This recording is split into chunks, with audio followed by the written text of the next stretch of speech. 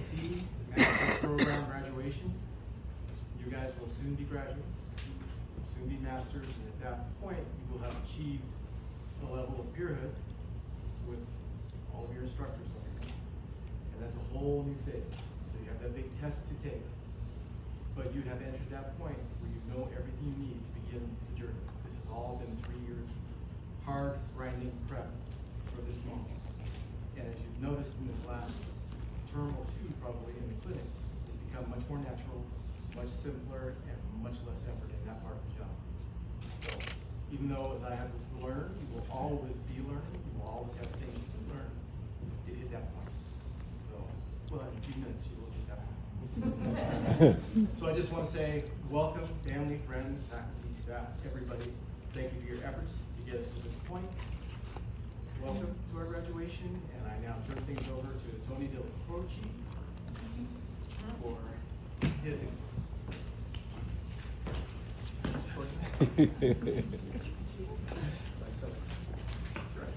Close enough. You can say Dean also. All right.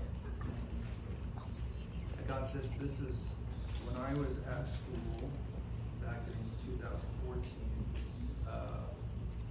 We had gotten boxes of, I think you have some of these too, right? We got boxes of these little teeny Dowdy chains by Stephen Mitchell. It's like one of the best translations of the Dowdy chain because it's, he tried to make it a little bit more contemporary so it's a little bit easier to understand. This one's been sitting in my car for 6 years and it's almost destroyed. I read it at red lights and things like that when people are yelling at me. So I picked chapter 64.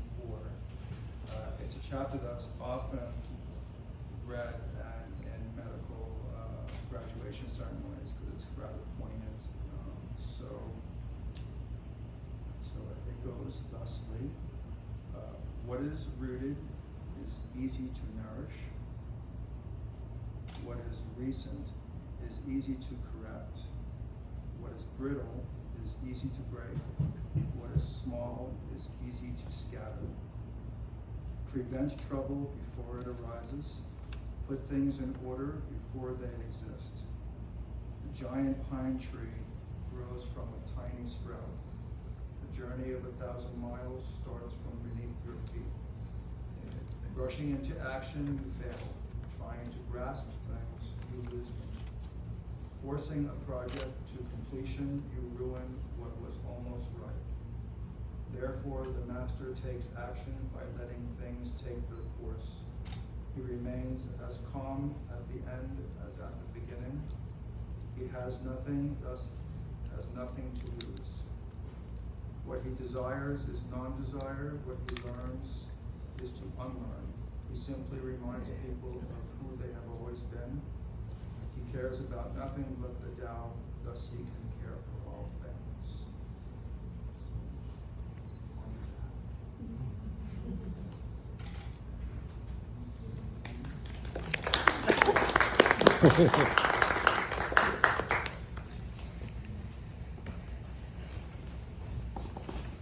Glenda? So I made it up this test without training. We're doing well. Good afternoon or good morning to our administrators, our staff, our teachers, our guests, our family members, friends, and of course, my two graduates. My name is Glenda Miranda, and I'm a registered nurse, which for those of you might be thinking, why is a registered nurse speaking at a school of acupuncture and oriental medicine? But the reason is because I was very honorably requested by the graduates to speak. And also, you may or may not know, but as part of their education, they have to learn something we call Western medicine or biomedicine. Includes things like pharmacology, lab results, anatomy, physiology, all the things you don't expect to have to learn when you come to school. But it is one of the modules that they get tested on for their licensure. And I think the importance of it is in terms of leaning towards an integrative type of medical care. So that's what I teach in school, is those things, which you can imagine aren't always immediately welcomed by have students, so I have to be extremely charming to maneuver and get them to learn the things that they need to learn. And of course, these guys have learned it so well. They're allowed to have feelings. I love you too. When you come to the school, you don't expect to have to learn to interpret the results, look at diagnostic tests. But you know, with the shortage of primary care physicians and the healthcare system as it is, a lot of people come to see, acupuncturists for they're disappointed in the care they received. They don't feel they get the attention they should get. And part of that is that the acupuncturist is now in the role of having to be able to look at some of the things. Like they may come with their lab tests and say, my doctor did these labs, I don't know what they mean, but they said I'm okay, but I don't feel okay. What does this mean? So it's not that they're necessarily going to be, as thoroughly involved as a PCP, but they should be able to do some education for their patient to let them know, like this is why they did these tests, this is what these tests mean, and then also have the confidence and the knowledge to look at those things as well as look at their patients who don't come with this information, and say, I think we need to do a little bit of collaboration between the West and the East, and work together as a team to make you back on the healthy status that you want and that you should have. And that's what I think integrative medicine is all about.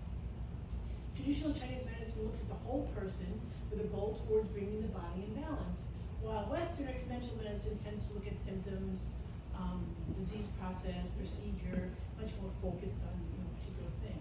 But I like to use the example of someone who's had a stroke. So you had that stroke initially. That's an acute phase. You need the technology and the hospital care that Western medicine can provide.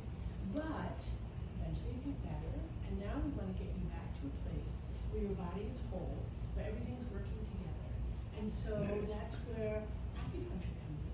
So now you take this patient and you help them develop back not only to maybe a better place for that, to avoid it happening again, but also because if you remember, you're at higher risk for a stroke.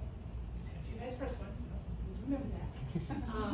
But they can help them work to make a better future for the patient as well. And this is what I'm hoping that you've learned by seeing both sides of things. And also, I think that with your patients, you're going to have a lot more intimate kind of relationship, right? One of the biggest complaints about Western medicine is that patients will say, no one ever really spoke to me, no one really explained things to me. And unfortunately, we have developed a system in which people are a little bit intimidated to ask questions of their doctor. I've actually had patients say to me, they'll ask me a million questions as the nurse, and they would say, the doctor was just in here, why didn't you ask them? They're like, oh, they're busy, and I don't want them to think that I don't trust them, like they feel nervous. They trust you guys so much, right? So they tell you more, they reveal more, and then they can maybe see you sometimes a few times a week, but at least regularly, whereas you may just see your medical doctor periodically or something's wrong with you, right? So hopefully most of your time is when there's nothing wrong with you and you're feeling well and you're maintaining that for them. But also, once you're starting to feel better, keep that. Keep them on the straight and narrow together. We've also spent time, if you guys remember the red flags course, where we learned about ways in which you need to recognize that the patient needs more care right at this moment than perhaps you can give. Or maybe it needs to be a collaboration. And so what I've talked to them about is reaching out, developing a community, going to, once you're settled and start to practice, finding friendly physicians and groups, and going there, maybe teaching the staff about what you do. There's still a lot in the United States unknown about integrative medicine, what that does, and what you can learn from it. So maybe, like I said, bring food, bring bagels, and go to the staff. You feed them, they'll listen, and teach them a little bit about what you can do. And it's important to do not just the physicians, but also their nursing and front desk staff, because as you probably all know, they have a lot of power. If you try to get past any of them to talk to the doctor, it's sometimes very difficult. But they may be able to refer as well if they ask. Use some brochures if you have. Start to develop this understanding. Education is one of the best things you can do for your patients. And educate a patient dangerous, I think it's really wonderful. Because they want to learn more, they know more, they're willing to ask questions, they understand things. How often have you heard a patient say, oh, I thought it was just, I'm getting older, aches and pains come, and they ignore some signs, some things. And one of the best things you can do is teach them to listen to their body and to believe what they feel, just like you do when you treat them. Like sometimes you just think, I don't know what's wrong, but I just have a feeling there's something more. And that's what you need to hold on to when I try to teach your patients as well.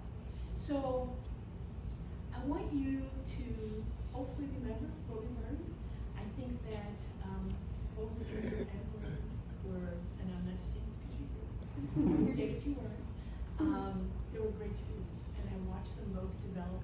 They're different people, they develop in different ways, but their empathy, their critical thinking, their ability to accept that they have to ask questions and work with others, and some of their case studies and some of the things we did in class, and how well they knew their patients, always impressed me.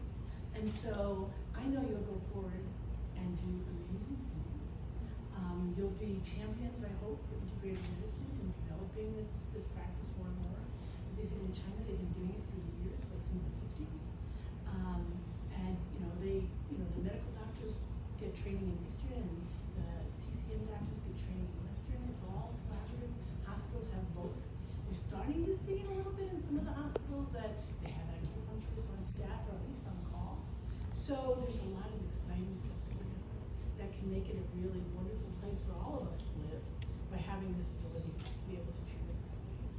And I look forward to hearing how you're doing it and how's it going. So I wish you a happy life.